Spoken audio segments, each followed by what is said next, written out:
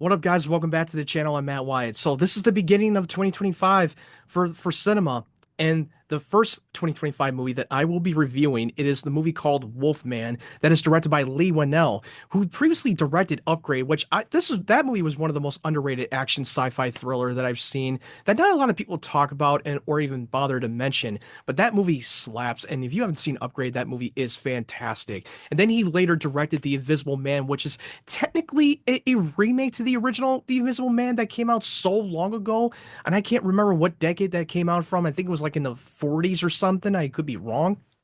But that movie was so fantastic that he directed, and Elizabeth Moss was definitely incredible in the film. That movie came out during the pandemic, and this was like one of his first dark universe that he wanted to make that was a little bit more grounded and a little bit more sci-fi instead of just making it more of a mythical, supernatural element to it. And he actually did pull it off. When I found out that he was directing Wolfman, I feel like yeah, this is going to be an interesting take that he wants to do.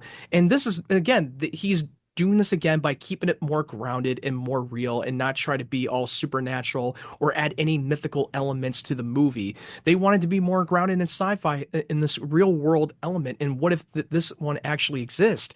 So this movie is really just about a family of three. You got this stay-at-home dad played by Christopher Abbott. I'm sorry if I'm butchering his last name. He's a stay-at-home dad. He takes care of his daughter, and he's trying so hard to not to repay the sins of his father. Then you got Julia Garner, who is playing the mother, who is a workaholic and doesn't spend enough time with her daughter. So they later find out that the main character's dad is presumed dead, and he's got the deed to his cabin. So they go out into a cabin to try to bring his belongings and actually spend enough time together as a family until later they come across with this creature that is lurking in the shadows and is hunting them down. And you already know it's the Wolfman. So yeah, this is a film that I was really looking forward to because I love Leigh Whannell as a director because his last two movies were great. Before going into this movie, I saw the reviews that had been very mixed, and a lot of people did not like this movie. And I was like, wait, how can it be this bad? And when I watched the first 20 minutes of it, I feel like, how can they not like this movie? This movie is actually really good. I thought that the movie was okay. I didn't think it was all that bad as everybody says it is. I thought the acting was incredible. I thought Christopher Abbott, who was playing the father, who was about to turn into a wolf, and they got bit and got attacked, and you see throughout the whole movie that he is slowly transforming, and he's starting to lose his humanity, and he's about to become a monster. And the way they did the sound design and transitioning from the perspective of him transforming, seeing the sight as a wolf, and not being able to understand what these people are saying.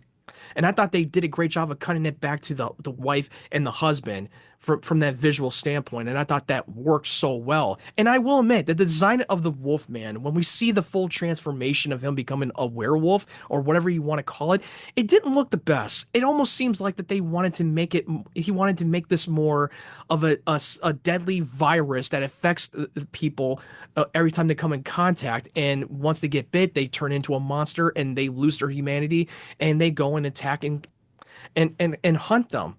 Like they're a predatory species essentially. So they treat this as more of a deadly virus in the movie and not something that was supernatural, anything particular. And look, I respect that Leigh Whannell wanted to do something a little bit more different and not try to stay true to the lore. Would I want this design of the Wolfman to be more faithful to what it looks as a werewolf? Yeah, of course I would have. I think that would have looked far better than what we've got now. But I thought that the jump scares really delivered. I love the scene between the father and the daughter. Their screen time together was so rich and so moving at times. The few of the biggest weakness of the movie is that I thought Julia Garner, who you may have known her from the show called Ozark that won her an Emmy Awards for Best Supporting Actress. I thought her character arc didn't really have that much to. I think her arc was a little bit of a letdown. She felt very one note and didn't really give her a lot to do. I mean, basically, that throughout the whole movie, she's just been trying to hold her own and trying to protect her daughter from her father, from being killed by him himself. And you see them trying to survive through the night in the cabin. But I thought the jump scares really did deliver, but I thought that the setup kind of felt a little bit rushed and didn't give enough time to like breathe into the atmosphere and giving us enough time to spend time with the family of three. overall, I thought that the movie was okay at its best. I did not think it was all that bad. Is it a film that I would encourage you to rush out to see in theaters? No. And is it Leigh Whannell's weakest film out of the three? Yes, it is. If you're going in this movie expecting it to be more of the true to the lore of the whole mythological, supernatural of the Wolfman, then you're going to be disappointed. And that's what some of the people really complain about this movie.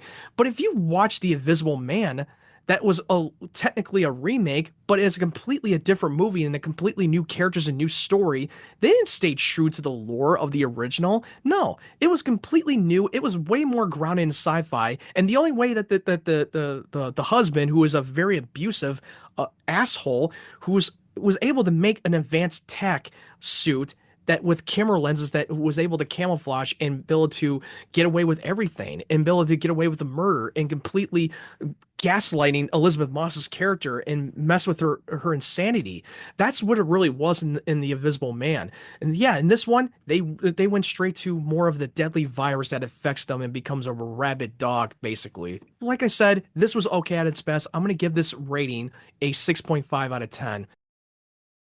Would I encourage anyone to rush out to see this in theaters? No. But what did you think of Wolfman? Did it live up to your expectations, or were you one of the people out there that felt very disappointed and it didn't live up to your expectations? Just let me know your thoughts in the comment section below. And if you like this video, make sure you leave it a like. And if you're new to the channel, make sure you hit that subscribe button and turn on the bell notifications so you know when my videos will drop.